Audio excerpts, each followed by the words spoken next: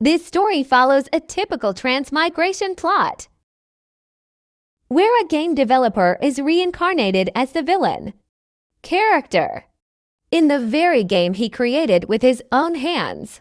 But before diving into the thick of it, let's get a bit of background on the game and the unfortunate developer, whose fate is about to take a twisted turn. It's the middle of the night, and Kim Woo-jin has finally fixed the bug that had been bugging the hell out of him for weeks.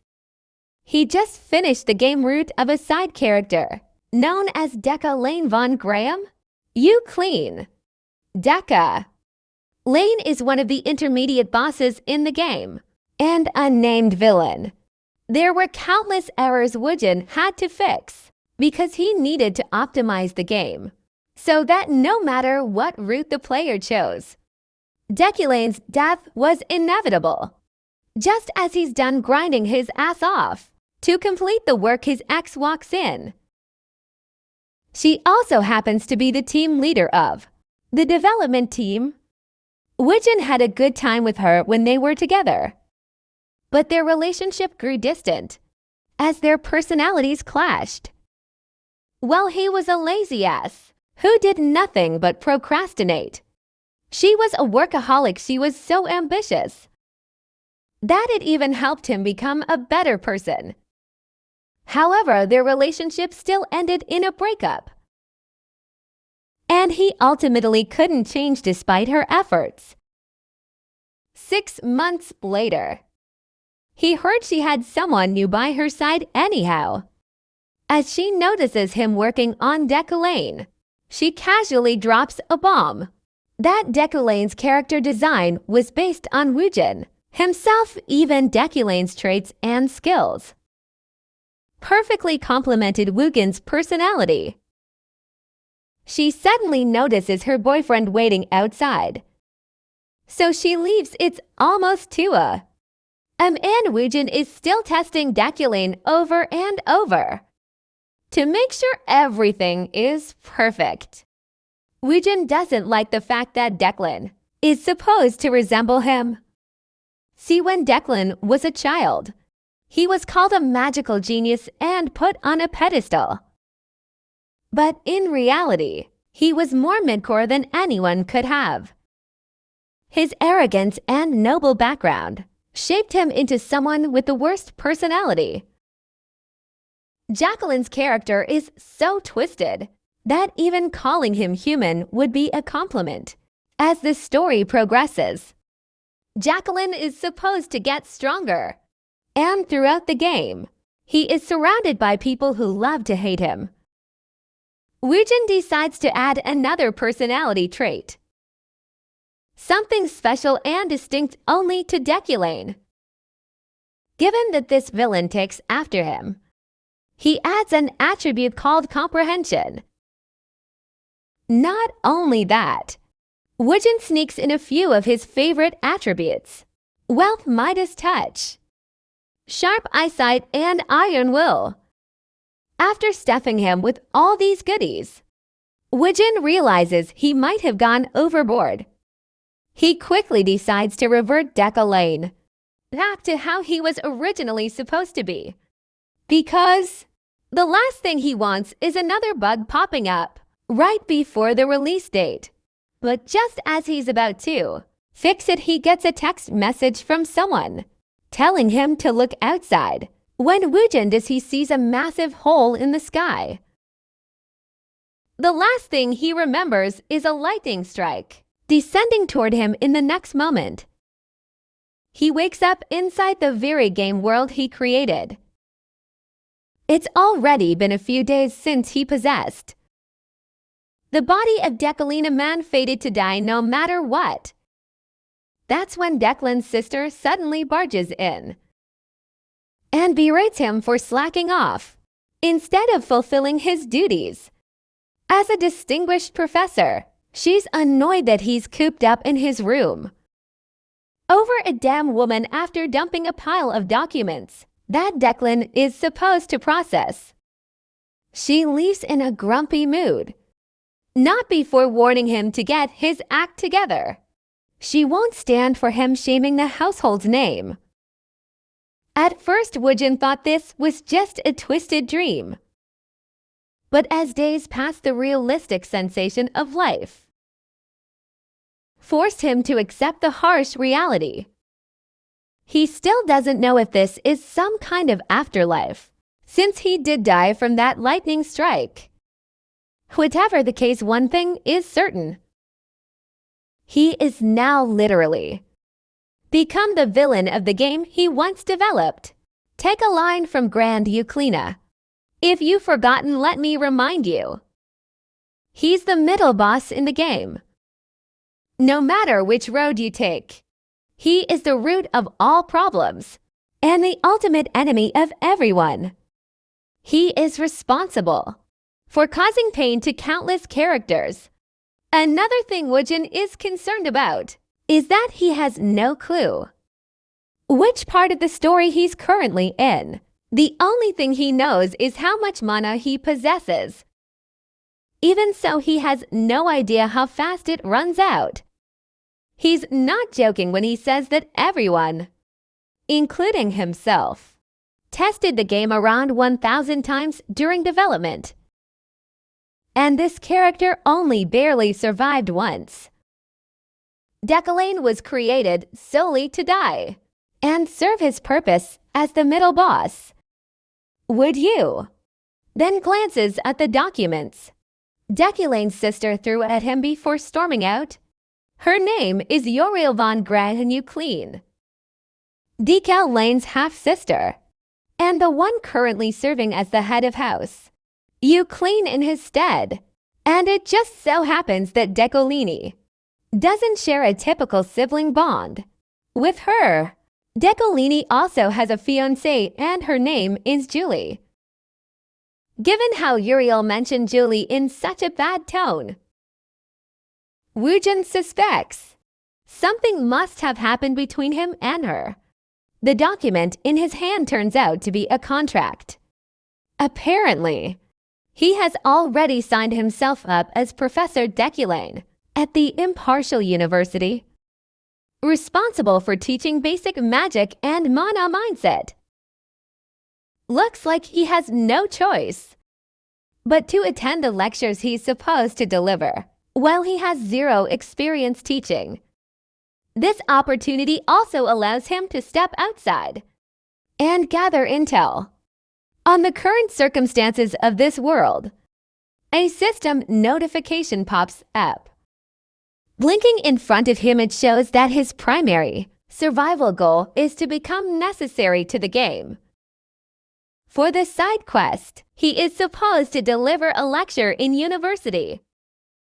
If he completes the quest, he'll be granted 0.5 store currency. He recalls how there are routes where Decalane dies because of Uriel's actions, to avoid that he gets up to fulfill his current mission. Not to mention that store currency will be crucial for his survival, though he's not quite sure which topic he's supposed to deliver a lecture on. He figures he doesn't have to worry about it. After all, he has the comprehension skill he added before being transmigrated into the game. This attribute helps him understand literally anything. The only thing he needs is a little mana to activate it. As he prepares and changes into something more formal, he notices how drastically different this place is from where he used to live. Yet at the same time, he moves through everything effortlessly, as if he had lived his entire life as Decalane. Under normal circumstances, he would have felt out of place wearing clothes like these, but now they feel elegant and bring him comfort. And it's all thanks to one of Decalane's attributes: intimidation, dignity, and aesthetic sense. It's as if Decalane is allowing him to completely take over this body. Woojin doesn't even feel the urge to say anything that would be considered rude. The formality that Kim Woojin once found rigid now feels natural, although his main purpose is to gather information. This walk toward his first lecture feels completely normal, as if he's always belonged here.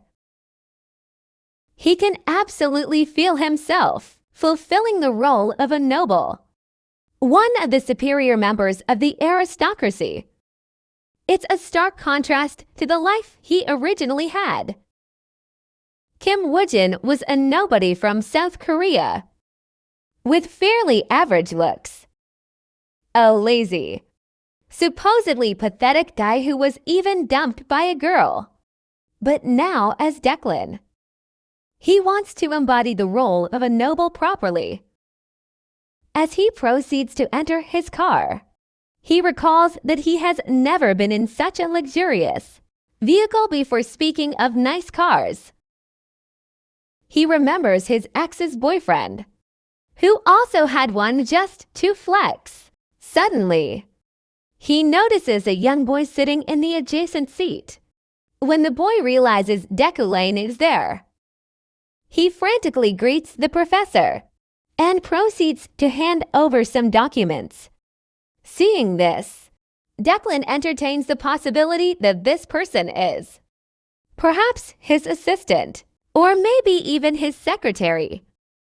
Declan questions him about his identity, which causes the boy to get a little startled, especially since he has already been serving Declan for 3 years. Declan soon realizes that the document he assumed was lecture material is actually just a script for him to read. It contains all the information needed for the lecture, down to every detail. He isn't surprised, though. Given Declan's nature, there was no way he would have been capable of preparing material himself, considering how prideful and untalented he is. Which means this boy has done all the work. So Woojin feels more than obliged to use a few words of appreciation. The boy is startled upon receiving a compliment. Even the driver is bewildered to hear his master saying something nice. For once, you also feels the recoil of this body. After offering praise, it's a literal physical reaction. He actually feels sick after complimenting someone, which only makes Woojin question just how terrible of a person this guy Declan really is. He felt the same sickening sensation when leaving the manor earlier. It seems that Declan's consciousness is trying to invade his own. After their short journey, they finally arrive at the Imperial University, a place bustling with life. Now that he's here, his next task is to find the area mentioned in the documents, Roteo Hall. Once we arrive at the designated place, we see that the students have already taken their seats. And surprisingly, they seem eager to attend Professor Declan's lecture. Rumor has it that Declan is a master of spell interpretation, a talent that once earned him the title of child prodigy at a young age.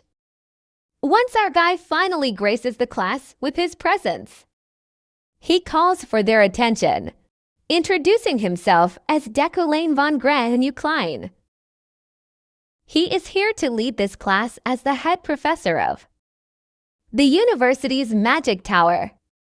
With the formalities out of the way, he begins the lecture. The female students are absolutely smitten by how handsome and imposing Declan is. But one particular female student does not share the same sentiment. As far as she is concerned, Declan is an enemy of her father, nothing more than a piece of trash in her eyes. To understand why she harbors such resentment, we need to look into the past. Almost 3 years ago, her father took his own life. For many years, he dedicated himself to researching spell interpretation. But when someone extorted his thesis from him, he fell into complete despair and ultimately chose death. The person who robbed her father of his life's work was the one everyone called a genius spell interpreter. And that despicable person was Lane. With the loss of her father, she was powerless to do anything. In the end, she lost everything, including her family's house in territory, becoming an orphan with nowhere to call home. So she made a vow, a promise to take revenge on that bastard. To fulfill that pledge, she fought her way into the Empire's Royal University, where Declan is a professor. While other students may not know the truth, she is determined to expose the fact that Deculane's so-called spell interpretation skills are nothing more than a stolen bluff. Achievements that rightfully belong to her father. She can't stand seeing him occupy a place that was supposed to be her father's. But as much as she wants to expose him right away, she knows she needs to stay calm, because the only way to take him down is to orchestrate her revenge meticulously. Deculin once again commands Baroom's attention, introducing himself as the head professor of the Magic Tower and a monarch mage who controls the elements. With that, he begins his lecture. He starts by explaining the fundamentals of magic, its 3 major attributes and 9 types. Attributes are the origin and source of magic, while elements are the materials that make up objects. The 9 types include summoning spirits, destruction, support, enchantment, manipulation, ductility, bewitchment, and lastly, harmony. As Woojin continues delivering the lecture, he realizes that this job is actually much easier than he initially thought. It's his first time teaching, and he is unfamiliar with the theory of magic. Yet even though he is simply reading from a script, he understands everything perfectly. Not only that, the Declane's natural presence and overwhelming grace make the students hang on to his every word. Even the burdensome traits of elitism, like maintaining interest in eye contact, feel natural rather than oppressive. Perhaps the current Deculin truly possesses the qualities of a great teacher. We then return to the lecture's content, where we learn how the use of mana differs depending on where it is stored in the body. Normally, mages store mana in their heads, as it is the easiest place to imagine spells. Knights store mana in their hearts, allowing them to admit it through their blood vessels. Lastly, there is the inner core, which combines internal and external mana, making it the most universally effective storage method. In simple terms, hard work is important. But if one lacks talent, they need to choose a path and focus. Speaking of focusing, Woojin reflects on how Deculane's talents aren't that impressive either. His current mana is around 3,500. If you need a comparison, to understand how small this mana pool is, consider this. There's a mage whose primary mana is at 30,000. So Woojin finds it quite ironic that he's lecturing students about something he should be implementing in his own life in any case. He concludes the lecture, but there's still one particular line he's hesitating to deliver. He's sure that if it were the original Deculain, he wouldn't have read this sentence. And that line is, if there are any students who want to ask questions, It seems like the students were thoroughly absorbed in the lecture, so there aren't any lingering doubts they have regarding the lecture topic. Even Deculin feels relieved that there are no questions but just as he thinks this. That same student who has a grudge against Deckling stands up. She recalls an event from last night where a mysterious spell was discovered in the dormitories. It's assumed to be the work of the devil, but she wants to hear Deculin's thoughts on the matter. Before answering her query, Deculin can't help but call her out for her lack of ethics. She was supposed to mention her name and affiliation before asking any questions. He's not willing to respond to someone who doesn't even know basic classroom etiquette. With that said, he begins to leave. Not because he cares about etiquette, but because he's not in the condition to respond to her question. After all, his comprehension skills consume a huge amount of mana, and he currently has only 2,000 left in reserve out of the 3,375 he originally had. Just understanding the script cost him 300 mana, so he's unsure how much mana it'd take to learn about a spell he's never seen before. Meanwhile, the students are snickering under their breath.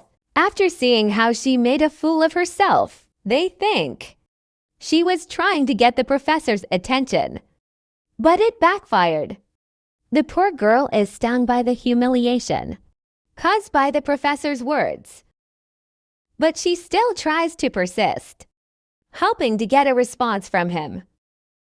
According to her, the magic tower is refusing to analyze the situation, believing it's just a rumor. But if it's Professor Deculin, she's sure they might be able to figure out what kind of magic was used. She casts the spell herself and requests Deculin to interpret it. With no choice, Deculin examines the spell, which instantly costs him around 1,700 mana. She reveals that several remaining debutantes at the dormitory are analyzing it, but they found absolutely no leads. So she's hoping that Professor Deculin can at least take a glance at it.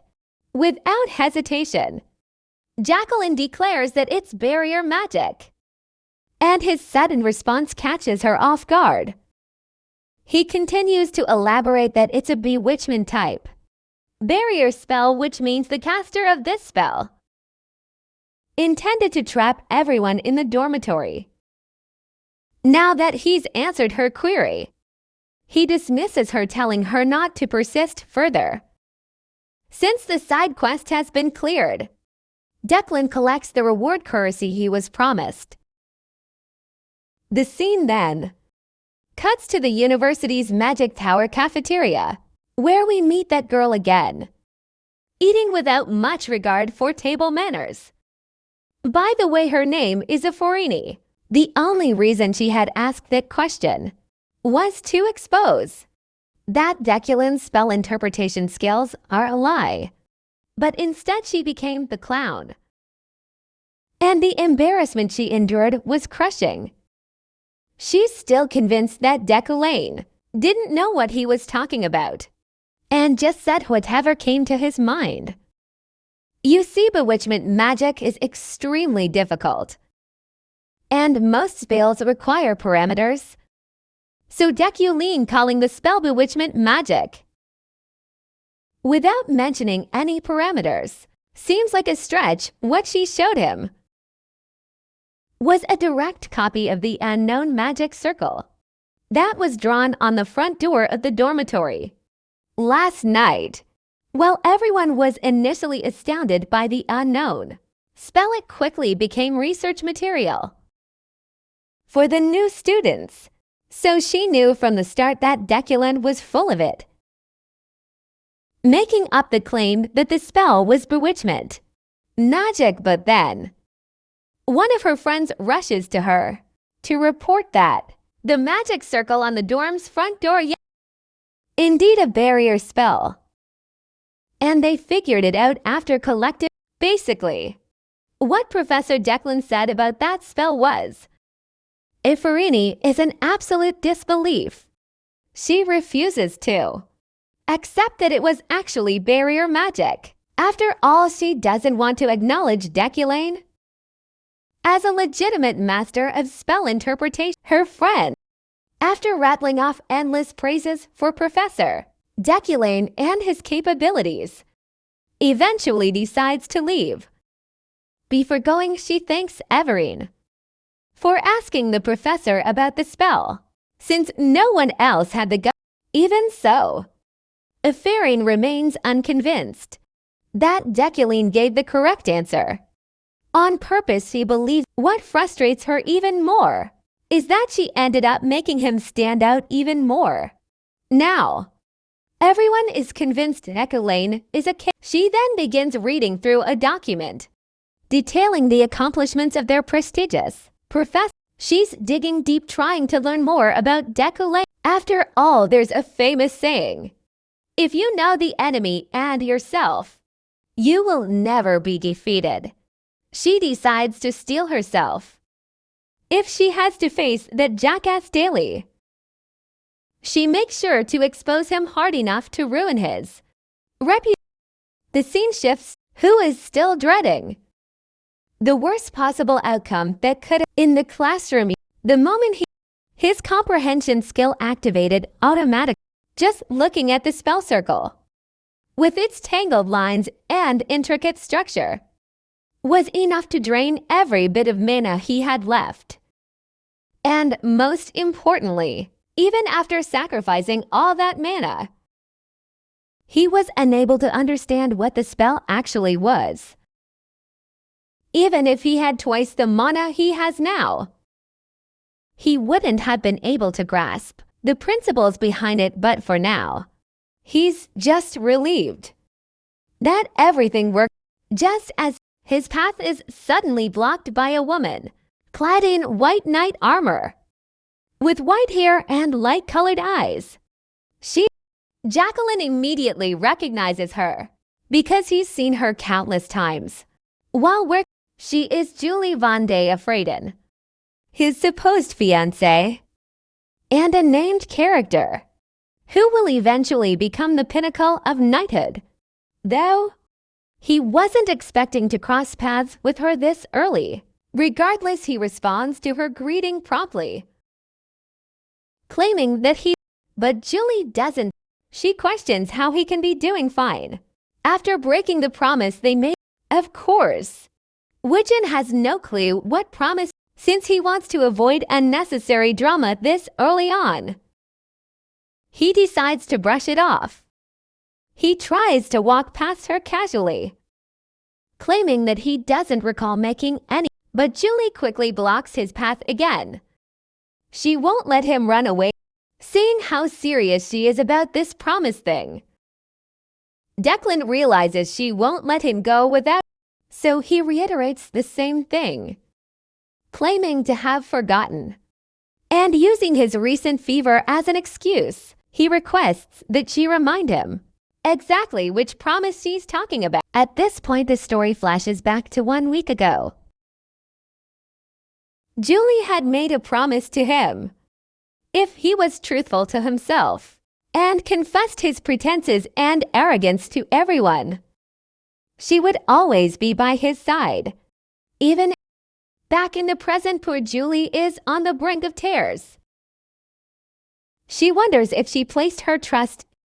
With a sulking expression, she steps aside, giving him permission to leave. Jacqueline doesn't even bother to ask what's bothering her, and that of course annoys the hell out of Julie, though their engagement was purely out of convenience. With the union of Declan, a talented knight, believed that it would greatly benefit both sides. The Ecklines and the Freydens, two powerful noble bloodlines, would dominate together. There was no one to object the marriage. And this is why Julie has been roped to marry him, even though she does not. However, the two households later realize that Declan's talents never truly existed in the first place. He was not the talented mage everyone thought he was. Perhaps Declan did not wish to acknowledge it, but he had lied to the world by calling himself a genius at analyzing spells. Ultimately, there had even been headlines highlighting how the youngest, top professor at the Magic Tower is currently on the decline. After that headline ran, he stopped showcasing. But despite this, the Yucklines and the Freydens tried to keep it quiet. And Julie was sure it was because neither household wanted to become the topic of gossip. They didn't want their flaws exposed to the public. But Julie couldn't forgive. She had accepted the marriage without love, but she could not stand the lies, which conflicted. Declan had agreed to honor her beliefs by remaining, but now it seemed to her that it was just another. After all, let's take a moment to provide some background on the Imperial University and the Magic Tower. The Imperial University is the best university in this game, and its magic department is the top department of all. One could compare the magic department to the equivalent of Korean University, Medical School, and the Magic Tower to the Korean National University Hospital. Woojin takes note of the grandeur of this place, with a garden that's carefully maintained, resembling an American college. His team members and he had spent many nights working together to create this. While he would love to experience this beautiful place, his only regret is that he wishes he were in someone else's body, not the one he currently occupied. Suddenly, Woojin notices someone. He crashed into the person who was closely trailing him. It turns out to be his assistant, who is carrying the papers scatter all over the ground. DeCalini didn't immediately recognize it was Alan. He had instinctively thought that someone might have been. After getting back to his office, Alan finally presents the documents he was rushing to deliver. It's a list of sponsorships for the new mages. The Magic Tower is similar to research facilities in the real world, so funding is required for the development of magic. Professors at the Magic Tower sponsor the new mages they deem worthy. As Decolini goes through the profiles of each one particular,